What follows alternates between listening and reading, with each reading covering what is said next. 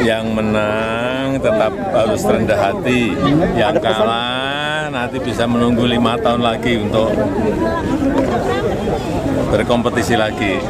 Baiklah pemirsa, kembali lagi bersama saya. Assalamualaikum warahmatullahi wabarakatuh.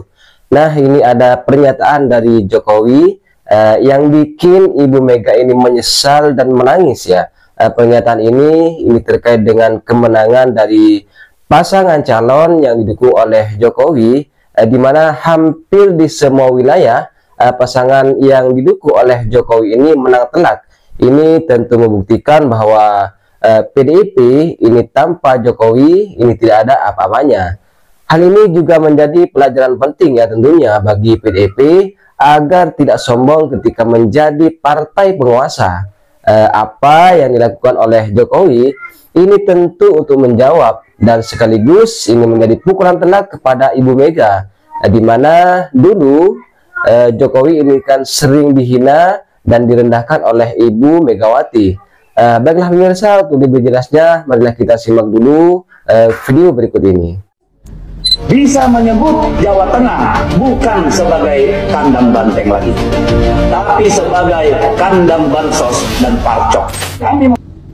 Gue tahu banget yang dimaksud sama Deddy Sitorus ini. Di mana kandang bansos di Jawa Tengah tuh? Di Solo. Kenapa? Kemarin ya paslon dari partai Banteng ini bagi-bagi gas LPG 3 kilogram. Ya, gas melon, gas subsidi, gas pakai bansos itu dibagi-bagi ke warga supaya apa? Supaya milih dari paslonnya Banteng ini. Pertanyaan gua, kok bisa sih Dad itu gas LPG diambil banyak-banyak gitu terus dibagi-bagi ke warga supaya milih paslon dari Banteng?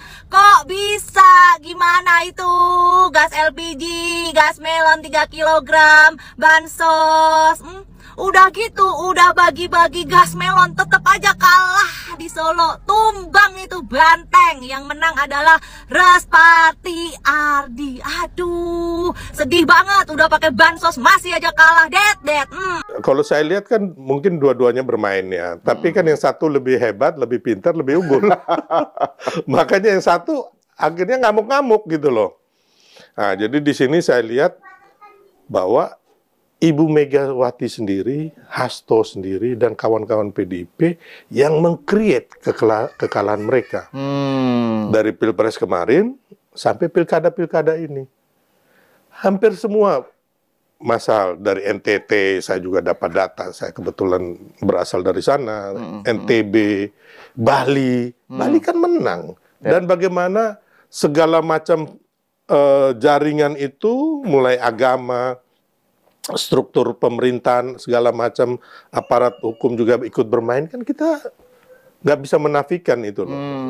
Ya, ini menarik ini poinnya Bung Sylvester, karena kan kalau narasi yang dikembangkan oleh misalnya Mas Hasto atau Bu Mega ya, kan Bu Mega bilang kalau di Jawa Tengah itu kalau fair itu Andika menang, Pak Andika menang kalau fair. Terus Mas Hasto bilang bahwa, dan ini Mas Hasto bilangnya di podcastnya Akbar Faisal Unsensor ya bersama Bu Koni, dia bilang bahwa Raja Jawa Pak Jokowi ini demi mempertahankan kekuasaannya dan pemerintahan sekarang itu menggunakan parcok, partai coklat.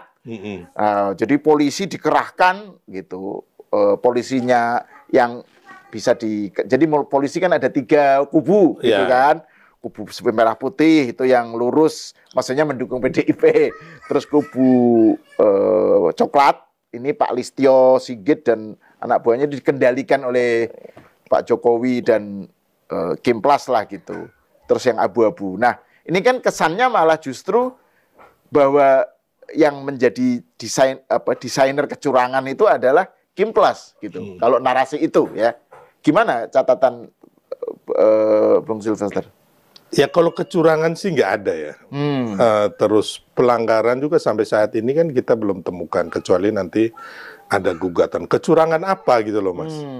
Tapi kalau ada beberapa pihak mengendorse, membantu ya kan, bisa iya. Nah, kalau kita lihat kecurangan waktu itu, ingat waktu di awal Pilpres itu bahkan ada fakta integritas yang harus ditandatangani oleh yang dibikin oleh salah satu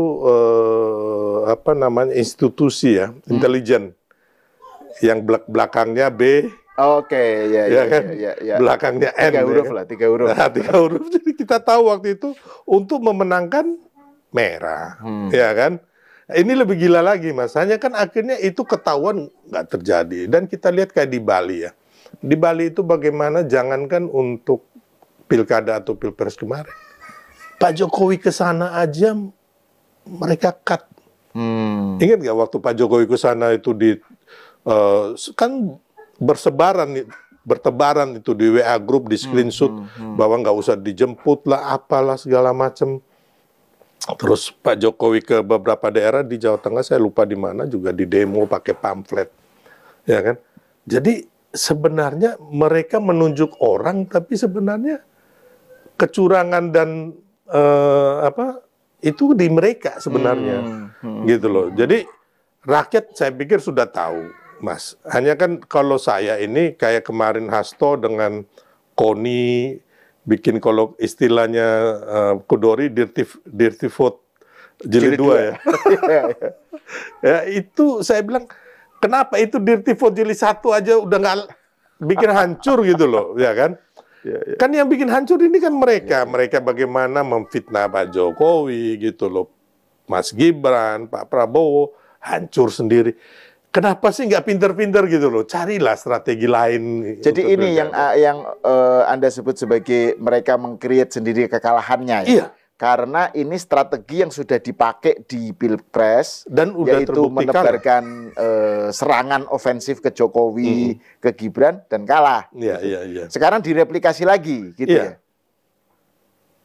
Jadi harusnya kan mereka bikin sesuatu yang lebih canggih lah, supaya rakyat ini senang. Ini rakyat tambah benci. Ya kan kita lihat hasilnya gitu loh. Kecuali kalau mau curang, ini kan seluruh daerah gitu loh. Semuanya mereka benar-benar kalah. Terus ada bukti, umpamanya coklat bermain, hijau bermain, ASN bermain. Ya buktikan gitu loh. Secara konstitusi, secara hukumnya mana gitu loh. Jangan hanya membuat opini atau framing negatif. Kan kasihan juga bangsa kita ini, terus dijejali oleh narasi-narasi pembodohan negatif, terus fitnah. Dan itu mengklaim itu dapat infonya A1. A1. Bu Koni. Ini A1 ini, tapi A1. Tidak mau ditanya sumbernya siapa, nggak mau jawab. Gini, kalau Bu Koni ini kan Mas Sahal pernah tahu, dia kan sampai kabur ke luar negeri ya. Karena memfitnah ya kan Bang Rosan, ya kan, ketua TKN kami waktu itu, yang mengatakan bahwa Pak Prabowo ini akan diracun dan hanya 2 tahun. Ini kan intelijen dari mana gitu, ahli intelijen mana bisa ngomong kayak gini. Ini kan seperti anak-anak SD, SMP, SMA itu yang anak SD, SMP lah, bicara ngaco-ngaco kayak gini. Atau imajinasi film apa film. Gitu. Imajinasi film. Jadi kalau orang-orang kayak gini kita dengarin, ya kan, makanya saya harus melawan ini. Makanya bukan saya menjilat Pak Prabowo, Mas Gibran supaya saya dapat jabatan atau proyek, kan sampai saat ini nggak terbukti, Mas. Walaupun saya ditawarin apalah, ya kan, nggak, bukan itu. Tapi orang-orang ini sangat berbahaya, ya kan. Makanya saya dulu juga sama saudara Rocky Gerung, Mas, bagaimana saya menghantam dia karena dia memfitnah. Gitu loh. Bukan kita diskusi. Ya, bukan mengkritik. Ya, memfitnah ya. Fitnah. Kalau kritik kan oke gitu ya. Iya kan, pernah di ELC-nya Bang Karni Ilyas, dia memfitnah Pak Jokowi itu mau mengambil alih PDIP dan Golkar karena iri hati dengan Pak SBY dan Bu Megawati. Jadi dia bisa tahu isi hati Mas Sahal dan Pak Jokowi saya. Kan dia lebih dari Tuhan ini kan. Terus yang kedua dia bilang Pak Jokowi akan menguasai IKN bersama Gibran dan anaknya, cucunya, Jan Etes yang baru umur 10 tahun. Ini kan berarti orang udah tahu masa depan kita. Makanya saya bilang kamu tuh, Rocky, Bung Rocky, paranormal atau Tuhan.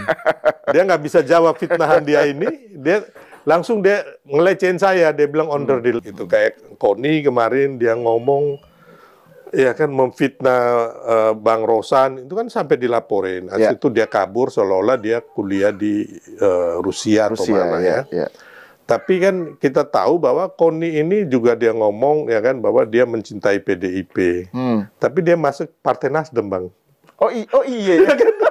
Jadi dia mau menyelamatkan Hasto dan Bu Mega PDIP. Dia cinta kan, dia bilang di podcast itu kan. Di podcast itu dia bilang bapaknya Bu Soekarnois, terus dia pokoknya dengan Bu Mega kan ibu bangsa apa gitu. Bang, saya ini simpatisan PDIP dan saya ini suka sama Bung Karno gitu loh, Bang. Dan saya banyak bantu orang PDIP. Tapi yang ngomong Koni, kalau memang dari awal dia cinta PDIP, ya masuk PDIP aja. Ngapain ke Nasdem?